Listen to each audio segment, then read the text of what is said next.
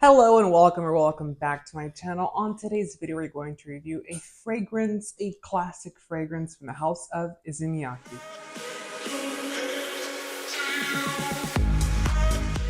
So here I have one of my near and dear fragrances. This fragrance symbolizes a lot of things. I remember this when I was very young. It actually came out 1 year before I was born in 1994. And this fragrance is a classic. This fragrance actually inspired a whole generation of fragrances, including Acqua di Gio, which came out in 1996. This fragrance really created a whole new atmosphere when it came to fragrance and men's perfumery. Typically, men's fragrance were very, deeper, more sensual. They were kind of fougere type of fragrances.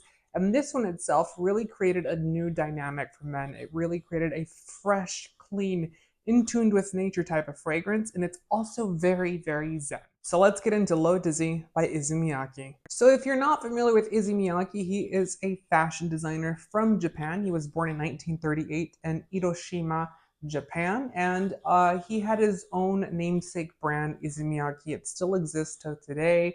Now, he did pass away recently, August 5th of 2022, but he was a technical genius when it came to fashion. He liked to merge technology and fashion into one, and this is probably one of his, if not his most popular item. This was a collaboration between Jacques Cavalier and Issey Miyake back in 1994. It was launched. So Jacques Cavalier is the perfumer for this fragrance. If you know me, you know I love Jacques Cavalier's work. He's probably one of the best perfumers when it comes to making citric fragrances unique and different. And you have to understand, when this fragrance was created, it was a very different time. It was a time, like I said, where fougere and more deeper fragrances were popular for men, and freshy type of fragrances weren't really a thing yet. I think we're kind of used to that now. I think what we see out of fragrances, we think, a men's fragrance is supposed to smell like aftershave. It's supposed to be clean. And sure, they did have colognes back then, but they were not as popular as they are now. This fragrance really helped catapult that fragrance category into mainstream, and it is here. So here is what the bottle looks like. It is a very clean and simple. It's very modern. It's very much an Issey Miyake design. You have to understand that he's from Japan, so he took a lot of, inspiration from Japanese culture and nature, and really brought it to France, which is where his actual namesake brand is located. And yeah, it's a very simple bottle. It's clean, it's sexy. I really do like it. I think it's timeless, it's elegant. Now, the one that I have here today is a 2.5 ounce bottle, or 75 mils. Yeah, 75 mils. So not the biggest size that they have. I believe they make a 6.8 ounce bottle. Now, the cool thing about this actual fragrance itself is, I'm sure everyone and their mom has reviewed this fragrance. I'm sure everyone and their mom has actually smelt this fragrance, but you can get it fairly economically, and cheaper on discounter websites. And, that's a really cool thing about this fragrance. It's accessible, but it's extremely high quality. It's very, very sexy. It's very, very modern and elegant. And most importantly, it is time. So let's talk about notes. This fragrance actually contains at the top mandarin orange and yuzu. Yuzu is a Japanese fruit, and it is in this fragrance, obviously, to kind of commemorate Issey Miyake and his culture of Japan. Then we also get the heart notes of nutmeg, water lily, and cinnamon. So nutmeg is very, very quiet in this fragrance. It's not where we're used to, smelling nutmeg in today's fragrances. So it's very, very different in this one versus in today's perfumery. Water lily is a very key ingredient in this fragrance because it does add that very sophisticated, refreshing quality to the fragrance itself. We also get in the base sandalwood, vetiver, amber, and tobacco. So quite a bit of deeper scents.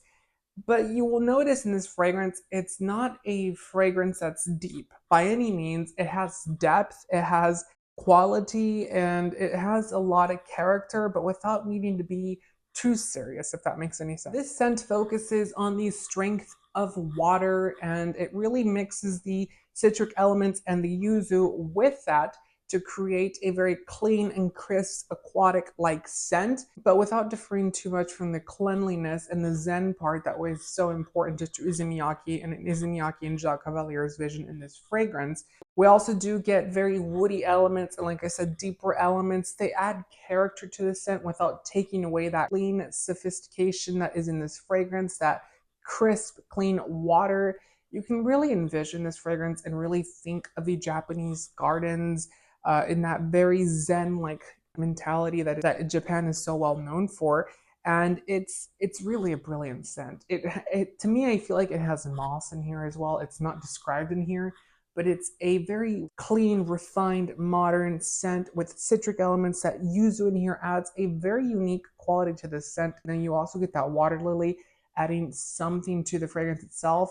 We also, like I said, the amber in here is very, very, very sexy. It carries the fragrance all through, but it's not a heavy amber. It's not an amber that's going to overly make this creamy, overly make this soft and supple, but it does add something to the scent overall. Overall, I think the scent is really, really good. I think if you're looking for a high quality, fresh scent that has a cult following, because this has been around forever, but you're not wanting to go and get something like Acqua di Gio, because Acqua di Gio came out after this one and it became even more popular than Issey Miyake's L'Eau d'Issey.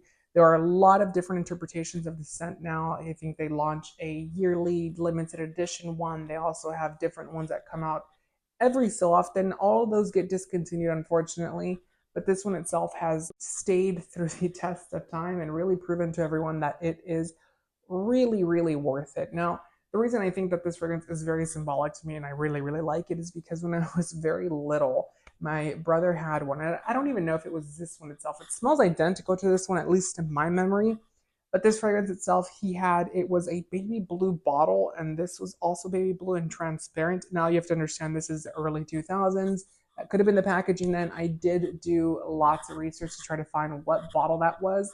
And it's not the Oceanic Expedition one. I know that that one looks similar, but the top itself was a transparent baby blue color as well. And this fragrance just reminds me of my, I guess, childhood, because it came out literally a year from when I was born, which I was born in 95. This was launched in 94. And it's just a timeless, classic, elegant fragrance. And Jacques Cavalier never disappoints, at least me. I think he's brilliant when it comes to perfumery. He's probably one of my favorites, if not my favorite perfumer in fragrance. It can't be recreated. It's just a fragrance that has its own character. It sits on its own lane, on its own pedestal, and you will not be able to move it. And I think that's very hard to do. You know, there's not that many fragrances out there that, you know, can say that. You know, there's a lot of fragrances that launch every year, but, you know, after year, a lot of them do get replaced by other fragrances. You know, we kind of tend to forget them. And the ones that stay in our head the most, like Acqua di Gio for men, like even Sauvage for men, Issey Miyake's L'Eau d'Issey, Chanel No. 5, fragrances like that really stay true to their inspiration and really, you know, transcend time are very, very hard to come by. And this is definitely one that has. If you're able to check this out, definitely do so. And also, if you're new to fragrance, this is probably a really good fragrance for you to start your kid off with. Yes, it's old. Yes, I'm sure you've smelled it before. Yes, I'm sure someone in your family has it or has worn it before. But it's a scent, it's a staple. It is essentially the starter kit for perfumery, in my opinion. And you do need this one. Now, they do make a women's version of this one. I wouldn't say that that one is as groundbreaking as the men's version. It is nice too, though. You're not going to get the really, really big inspiration that they had with this fragrance here. I definitely think that they tried, but it's not as good as the classic L'Eau d'Issey by Issey Miyake. So let me know down in the comments what your thoughts on this fragrance are. Do you like it? Do you not like it? Have you tried any flanker from this line? Let me know down in the comments. Also, make sure to give the video a thumbs up and subscribe for more fragrance-related content. Until next time, you guys, take care. Bye.